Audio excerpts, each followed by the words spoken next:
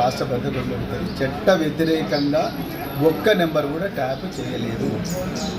ఇది కరాఖండిగా నేను చెప్పగలను. రెండవది, ఏ ముఖ్యమంత్రి కూడా, ఏ రాజకీయ నాయకుడు కూడా అధికారం ఉన్నప్పుడు నాకు ఈ పలానా నెంబర్ ఫోన్ ట్యాప్ చేయమని ఏ అధికారిని అడగలేదు.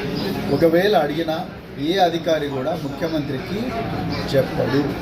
అది రూల్. టెలిగ్రాఫ్ చట్టం సెక్షన్ 5 అదే చెప్తున్నారు. కానీ కాంగ్రెస్ పార్టీకి ఈ జ్ఞానం లేదు.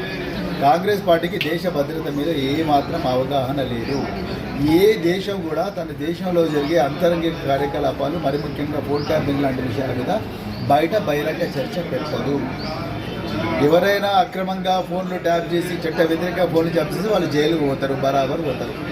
అది ఏ పార్టీ అధికారం ఉన్నా అదే పని చేస్తారు. కానీ ఫోన్ ట్యాపింగ్ అనే వ్యవహారాన్ని, ఇంటెలిజెన్స్ సమాచారాన్ని ఏ విధంగా స్వీకరిస్తాయనే వ్యవహారాన్ని ఎవరు కూడా రోడ్డు మీద, చౌరస్తాల మీద, నగరం నడిబొడ్డున మాట్లాడరు. ప్రెస్సుకు లీకులు ఇవ్వరు, యూట్యూబ్ ఛానళ్లకు థంబ్నెయిల్స్ ఇవ్వరు, అశ్లీలమైన పోస్టులు పెట్టరు.